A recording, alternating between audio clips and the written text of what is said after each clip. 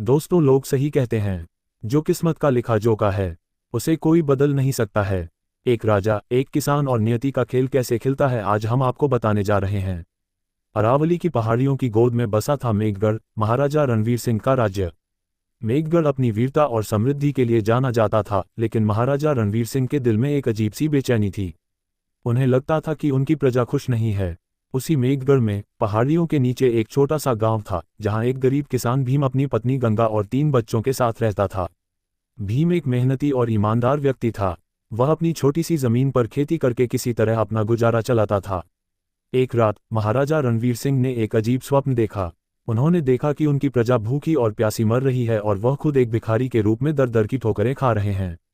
ये स्वप्न देखकर वह बहुत डर गए। उसी समय भीम भी अपनी प्रजा की चिंता में डूबा हुआ था। गांव में सूखा पड़ गया था और लोगों के पास खाने के लिए कुछ नहीं था। महाराजा रणवीर सिंह ने अपने स्वप्न के बारे में अपने मंत्रियों से बात की। उन्होंने निर्णय लिया कि वह अपनी प्रजा की सहायता के लिए हर संभव प्रयास करेंगे। भीम ने गांव के लोगों को इकट्ठा किया और उन्हें सूखे से निपटने के तरीके बताए। उन्होंने लोगों को एकजुट होकर काम करने और एक दूसरे की मदद करने के लिए प्रेरित किया। महाराजा रणवीर सिंह ने अपने कोषागार से धन निकाला और गरीबों में बांट दिया। उन्होंने गांव में कुएं खुदवाए और तालाब बनवाए। भीम और गांव के लोग दिन रात मेहनत करते थे। उन्होंने खेतों में नहरें खोदी और पानी का इंतजाम किया। एक दिन राजा रणवीर सिंह भेष बदलकर गांव में गए। उन्होंने देखा कि भीम और गांव के लोग कितनी मेहनत कर रहे हैं। वह भीम की निस्वार्थ सेवा भाव से बहुत प्रभावित हुए। भीम ने राजा को पहचान लिया। उन्होंने राजा से कहा, महाराज, आप हमारी चिंता क्यों करते हैं? हम तो आपकी प्रजा हैं। ये हमारा कर्तव्य है कि हम अपने राज्य को समृद्ध बनाएं। राजा ने भीम से कहा, भीम, तुम सही कहते हो। मैंने अपनी प्रजा को कभी नहीं समझा। आज मैंने तुम्हारे और गांव के लोगों से बहुत कुछ सीखा है। इस दिन से राजा रणवीर सिंह बदल गए। उन्होंने अपनी प्रजा के कल्याण के लिए काम करना शुरू कर दिया। लेकिन नियति को कुछ और ही मंजूर था।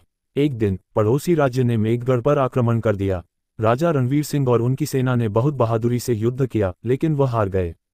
राजा रणवीर सिंह ने अपनी प्रजा को बचाने के लिए अपना बलिदान दे दिया। उन्होंने अपनी जान की परवाह किए बिना युद्ध किया और अपनी प्रजा को सुरक्षित स्थान पर पहुंचाया। राजा की मृत्यु के बाद भीम ने अपनी प्रजा का नेतृत्व किया। उन्होंने लोगों को एकजुट किया और पड़ोसी राज्य के खिलाफ युद्ध जारी रखा। मेघगढ़ की प्रजा ने भीम का साथ दिया। उन्होंने अपनी जान की परवाह किए बिना युद्ध में भाग लिया। युद्ध बहुत भीषण था। दोनों तरफ के सैनिक बड़ी बहादुरी से लड़ रहे थे। भीम ने अपनी सूझबूझ और समझदारी से एक ऐसी रणनीति बनाई जिससे पड़ोसी राज्य की सेना को हराना आसान हो गया। मेघगढ़ की सेना ने पड़ोसी राज्य की सेना को हरा दिया। भीम और उनकी प्रजा ने विजय प्राप्त की। भीम ने मेघगढ़ राज्य की पुनर्स्थापना की। उन्होंने अपनी प्रजा को एक नया जीवन दिया। मेघगढ़ की प्रजा ने भीम को अपना राजा चुना। भीम ने अपनी प्रजा के साथ न्याय और दया से शासन किया। भीम के शासन में मेघगढ़ राज्य फिर से समृद्ध और खुशहाल हो गया।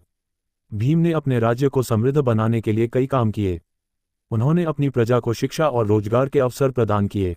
भीम एक ज्ञानी और विद्वान व्यक्ति थे। उन्होंने कालचक्र के रहस्य को जानने के लिए कई ग्रंथों का अध्ययन किया। भीम को कालचक्र के रहस्य का पता चला। उन्होंने जाना कि समय का चक्र निरंतर चलता रहता है और हर व्यक्ति को अपने कर्मों का फल भोगना पड़ा।